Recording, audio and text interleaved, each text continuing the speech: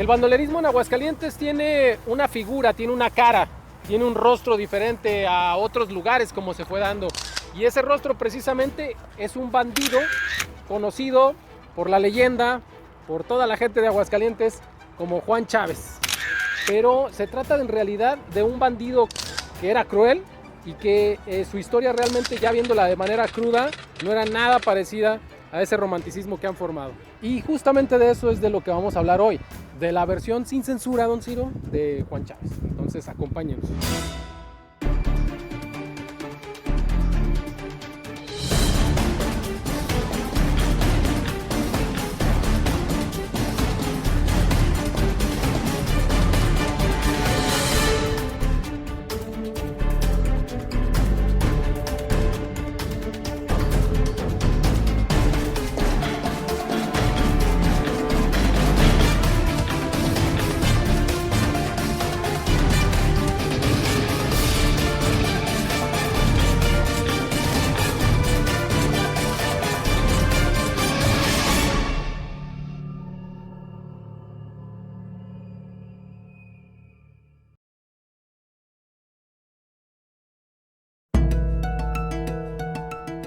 El bandolerismo surgió en Aguascalientes con mucho auge en el siglo XVII, siglo XVIII, cuando pues grupos delictivos, grupos dedicados a los asaltos de carreteras, pues transitaban por estas zonas como esta, por las que vamos caminando en este momento, que podrían ser caminos propicios para el robo. O en las ciudades, como en el pequeño poblado todavía de Aguascalientes, que pues para esos años todavía era una ciudad joven. Sí, hay que tener en cuenta que fueron tiempos violentos. Acababa de terminar la Guerra de Reforma de los 3 años, 1858-61. Entonces había mucho desempleo, el campo no producía, no había empleo, la gente andaba desesperada qué hacer. Entonces muchos de esos desempleados se fueron por el lado de los bandoleros. Empezaron a formar gavillas o a formar parte de otras gavillas que ya estaban en activo, pero todo debió ser por aquellos tiempos de desempleo, de urgencias económicas.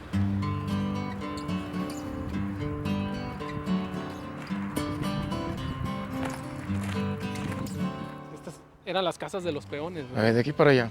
De aquí para acá y de aquí para acá la hacienda. Sí. En un lugar como este, en la hacienda de Peñuelas, en donde estamos en este lugar, que es preciosísimo, en una casa como la que tenemos aquí atrás, muy parecida, pero que estaba muy cerca de este huizache que vemos a la izquierda, nació Juan Chávez un día del año de 1830 más o menos, por ahí por esas fechas, en Aguascalientes. Aquí, en un lugar tan humilde, es donde se desarrolla esta historia, es donde empieza esta historia de bandidos con este personaje en particular que era Juan Chávez. Y bueno, hay que decir que él vivió con su madre, que también era parte de los empleados, trabajadores de esta hacienda, que era a quienes se les destinaban este tipo de viviendas. Este tipo de vivienda que tenemos tanto a la izquierda como a la derecha era donde vivían los peones aquí de la hacienda de Peñuelas. Pero donde vivió Juan Chávez y nació, es donde está ahorita el baldío, adelante del huizache. Esa casa ya desapareció, pero nos podemos dar una idea de cómo eran las viviendas. Te digo, eran las viviendas de los peones, o sea, de la gente más humilde aquí de la hacienda.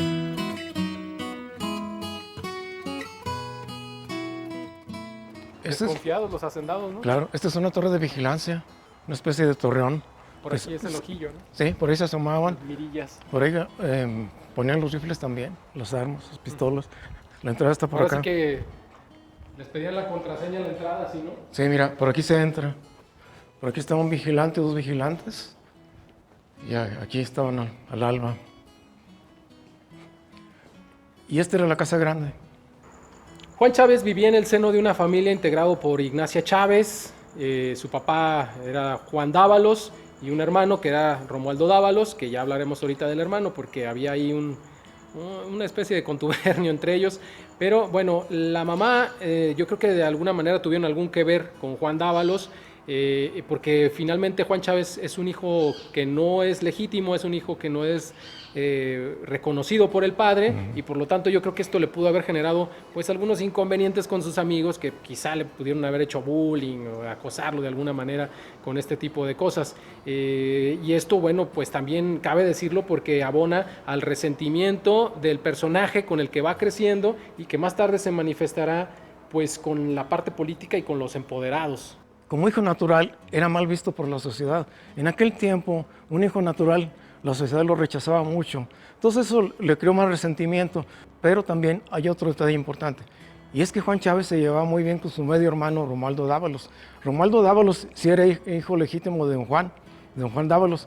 Y Romualdo Dávalos era dueño del Teatro Palenque de la Primavera, que estaba por San Marcos. Parte de los botines de Juan Chávez los utilizaba para apoyar a su medio hermano Romualdo Dávalos para sostener el Teatro Palenque que tenía.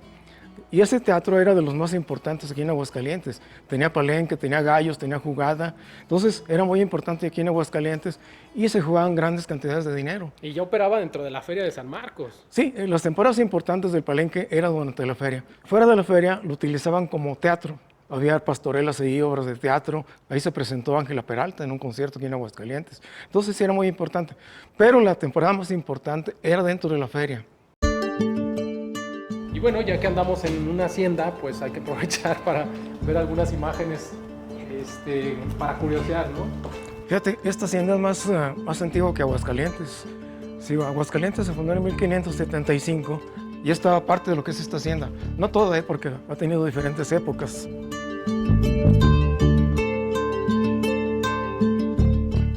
Aquí vamos a entrar a uno de los cuartos. Imagínense tener una casita de estas. No, hombre, esta es una joya.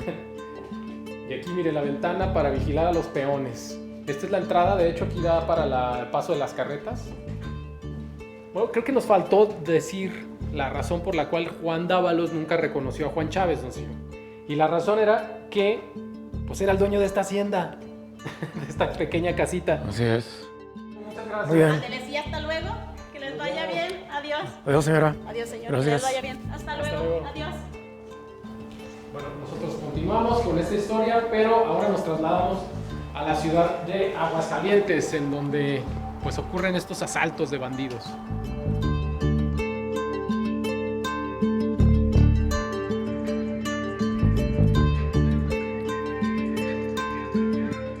Para el momento de la historia que estamos contando es 1860, más o menos. Pues imaginemos una plaza de Aguascalientes no como la que está ahora, sino como la que nos retrata en la litografía Carnevel, que es una litografía de 1830 en donde se ve nada más la columna de la plaza sola, algunos elementos pocos dentro de la plaza, se ve muy austera, y está el portal de Jesús de este lado, aquí justamente donde está la Plaza de las Jacarandas, y es un lugar pues todavía en desarrollo Aguascalientes en términos generales. Y esa es más o menos la estampa con la que estamos contando esta historia. Es el Aguascalientes que conoció Juan Chávez, que anduvo por aquí, y aquella gavilla de bandoleros de aquella época, como la Rumbí de Rojas, Güeyes Pintos, todos aquellos bandoleros que asolaron tanto la ciudad. Y la región, no nada más Aguascalientes, la región, parte de Zacatecas, Jalisco, de San Luis.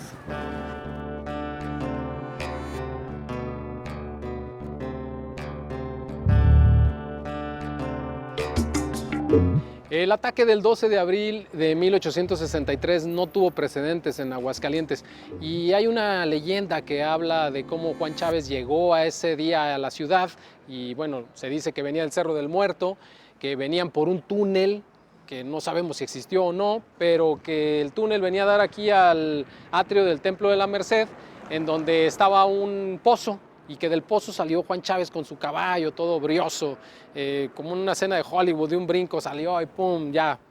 Una escena de película, por cierto, que sale de una forma muy briosa el caballo, rumbo al Parián. Pero fíjate, esto se debe sobre todo al escritor Rafael Correa. Es el autor. Es el autor de este libro que se llama El Talismán Perdido. Él cuenta esa anécdota en su libro. Sobre lo que dice de los caballos, se cuenta que él cuando iba a las cantinas aquí a Aguascalientes, al barrio de la Salud, mientras él estaba adentro, hacía que le sirvieran a su caballo, una especie de batea. Ahí le servían el caballo y el caballo le entraba. Sí, porque la anécdota va más allá. Dice que en el trayecto del túnel les iban dando tequila de sus alforjas, ¿no? Que ahí para que se pusieran más briosos y salieran de una manera más violenta a intimidar a la población.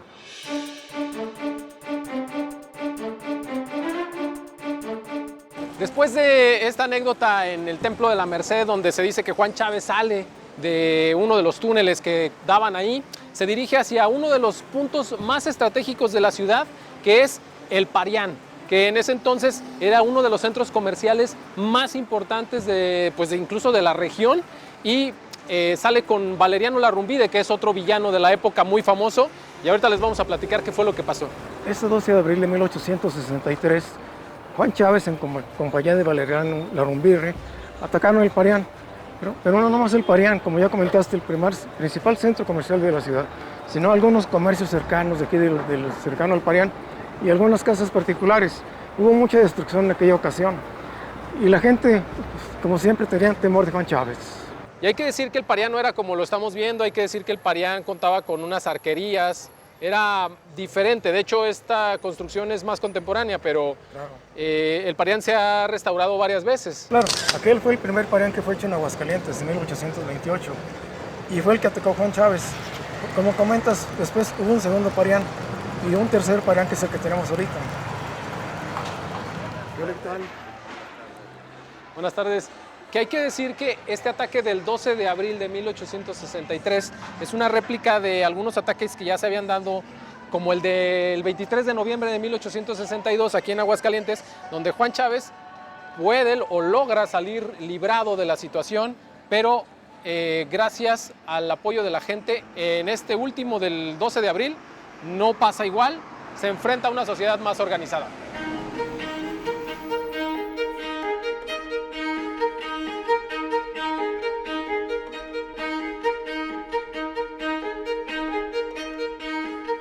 Los ataques se extendían hasta la plaza principal, en donde había el mayor número de personas organizadas de Aguascalientes para hacer frente a los delincuentes, porque hay que decir que en ese entonces no había una milicia o un ejército, el gobierno no contaba con esta figura para hacerle frente a estos delincuentes y la sociedad tenía que entrarle al quite.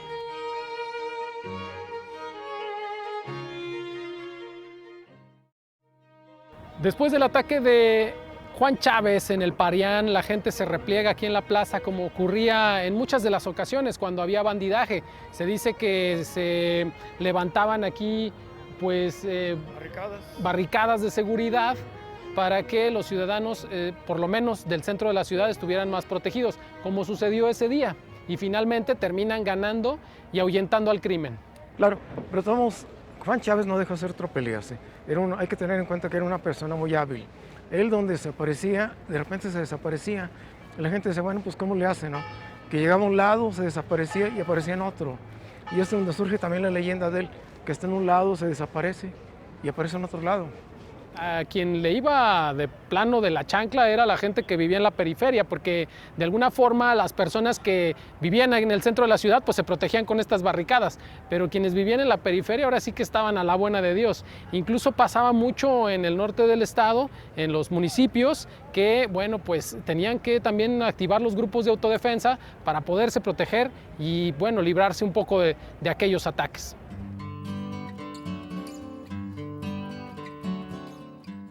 Ante tantos ataques, pues el gobierno también ya comenzaba a cansarse y hacía sus esfuerzos para contener un poco el crimen. Habían algunas cosas que se realizaron, por ejemplo, el gobernador Esteban Ávila y José María Chávez implementaban algunas medidas de castigos ejemplares que tenían que ver con la pena de muerte. Uno de los castigos que hacían el gobernador era colgarlos. Los bandoleros quedaban colgados en los caminos, a un lado del camino, entre los árboles, nada más se veían los cuerpos colgados. Todos los bandoleros pasaban por ahí. Bueno, pues era como una especie de castigo y una advertencia para ellos también. Otra de las medidas que tomó el gobernador Esteban Ávila era limpiar los caminos. Aquellos caminos, el Camino Real sobre todo, que había lienzos de piedra o árboles, los mandaba a limpiar, fíjate, para que quedaran despejados también y tuvieran una vista mejor.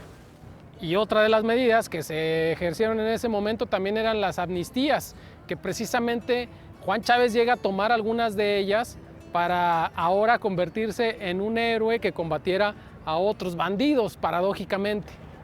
Cuando Juan Chávez acepta la amnistía, se dedica a capturar bandoleros y llegó a capturar algunos.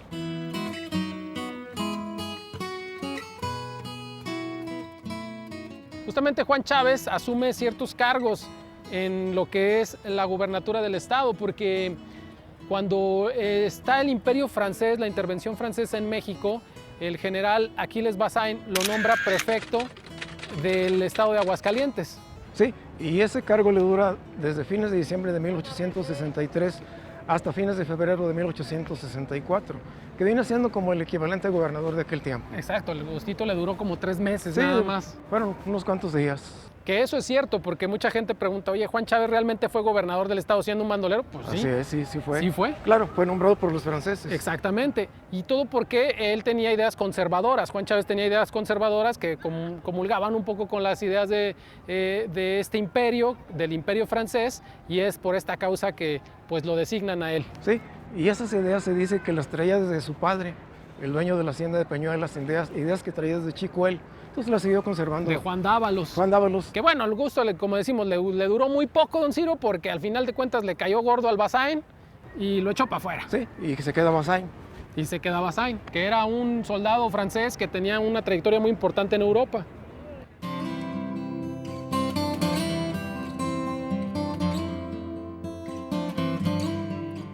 El bandidaje durante muchos años se dio tanto en la ciudad como fuera de ella. Como decíamos, la ciudad de Aguascalientes de alguna manera se protegía sola, había pues el apoyo de la ciudadanía con el gobierno que precisamente ayudaba de alguna forma a que se redujeran los niveles. Pero había partes del estado, como en este caso los departamentos que estaban al norte, como Cocío, San José de Gracia, que también frecuentemente eran pues sitiados por los delincuentes, y ahí sí no había quien los protegiera. Hay anécdotas de que en San José de Gracia la población sí era efectiva y sí les logró hacer frente y acabaron con algunos de ellos. Pero no todos tuvieron esa suerte, ¿no? Hay que recordar que también Asientos, Tepesalá, Cocío, que están muy al norte, también fueron atacados y estaban indefensos también como todo el estado.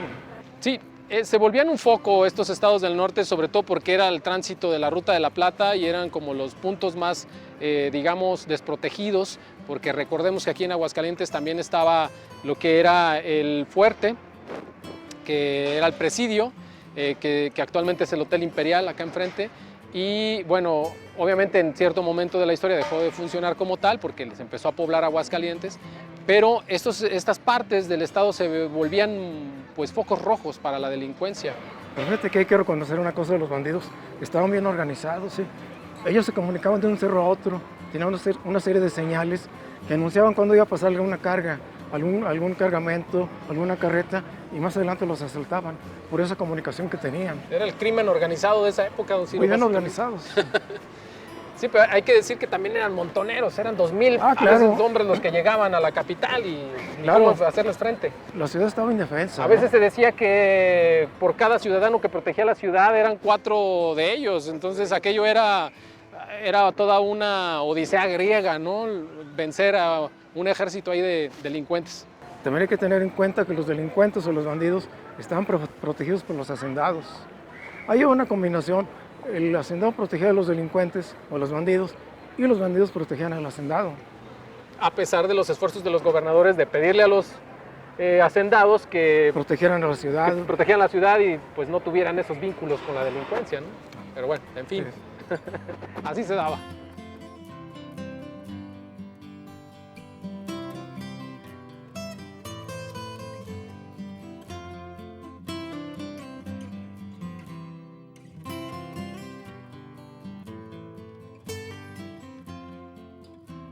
Sin duda el punto más álgido del bandidaje en Aguascalientes se da entre los años 62 y 63 y es precisamente por el tema de la intervención francesa que favorece a los delincuentes la desprotección de los estados, porque el ejército en ese momento, el ejército mexicano, se está enfrentando al ejército francés que estaba interviniendo la nación. Son años difíciles para Aguascalientes y años más tarde pues se irá desapareciendo poco a poco también con la restauración de la República, hasta también llegar a un punto en el que la justicia alcanza a los delincuentes menores y a los mayores. Todos los delincuentes fueron cayendo, sobre todo nuestro personaje principal, Juan Chávez, un 15 de febrero de 1869. Tenía 3 días que no descansaba, andaban a caballo, sin descanso. Se pone a descansar en el camino que va de La Chona a San Sebastián. Tomaron un descanso ahí por la noche y aprovecharon dos de sus cómplices para matarlo. Él estaba durmiendo, le tiraron una lanza en cada costado, que dice que lo crucificaron. Que bueno, al final de cuentas más bien viene siendo no un mérito del gobierno, sino de una traición por parte de su gavilla, que bueno, también ya venían arrastrando rencillas, por lo mismo que comentábamos hace unos momentos, de que Juan Chávez no rendía cuentas específicamente a estos delincuentes, sino que pues todo lo acaparaba, ¿no? Incluso está la leyenda de que, y eso es una leyenda, hay que decirlo, y es parte del romance que se le hace a Juan Chávez, que bueno, tiene su tesoro escondido en algún punto de Aguascalientes. Muchos dicen que en el Cerro del Muerto, otros dicen que en La Chona, otros dicen que en el Cerro de los Gallos.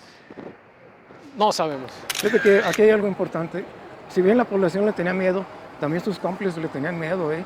No podían enfrentarlo estando despiertos, porque Juan Chávez era muy fuerte. Heredó mucho de la fortaleza de su papá, de su padre, don Juan Dávalos, que era un español muy fuerte, muy fornido. Eso lo heredó Juan Chávez. Aparte lo bien parecido, pero era bien parecido a Juan Chávez. Entonces, todo eso heredó y la gente le tenía miedo. Por eso es que lo mataron de esa forma, a traición. Lo tienen que agarrar dormido, don Ciro, casi que lo que le pasó al Tigre de Santa Julia, pero un poquito diferente. Son versiones diferentes, pero al final de cuentas son traiciones, son historias de traiciones que incluso van más allá. Se dice que lo crucifican en La Chona, ¿no? Bueno, hay esa anécdota. Hay la versión de que el cuerpo, ya muerto, fue colgado en la presidencia de La Chona. Hay un garfio todavía por ahí en la entrada de La Chona, de la presidencia, donde se dice que ahí estuvo colgado. Claro, como lo acostumbraron en aquel tiempo, para escarmiento de otros como él, que le pensaron un poco más. Y bueno, la delincuencia sigue y sigue. Bueno, no ha terminado, sigue.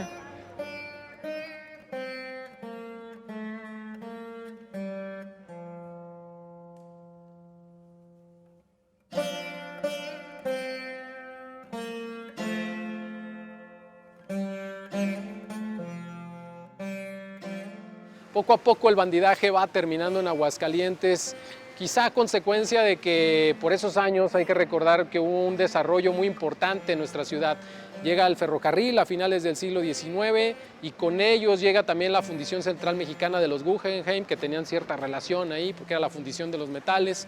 Vienen molinos también, el molino La Perla y muchos otros molinos que se fundan. Entonces se empiezan a generar varias fuentes de trabajo que empiezan a terminar con esos sectores de la pobreza, que era la que generaba precisamente el bandidaje. Claro, como comentas bien, llegaron varias empresas, sobre todo de origen extranjero, ¿no? Que dieron empleo a varios cientos de obreros. Llegan, como tú dices, La Perla, pero llegan otras pequeñas y grandes industrias que dieron mucho empleo a Aguascalientes. Y poco a poco entonces el estado va prosperando, es una temporada muy buena para Aguascalientes. El hecho de que el propio ferrocarril ya estuviera aquí pues atraía a muchos turistas, a extranjeros incluso también que trabajaban en la ciudad. Venían alemanes, venían franceses, ingleses. Fue una época muy próspera para Aguascalientes y creo que eso ayudó mucho al tema del bandidaje, que bueno, el crimen siempre ha existido, don Ciro. Claro.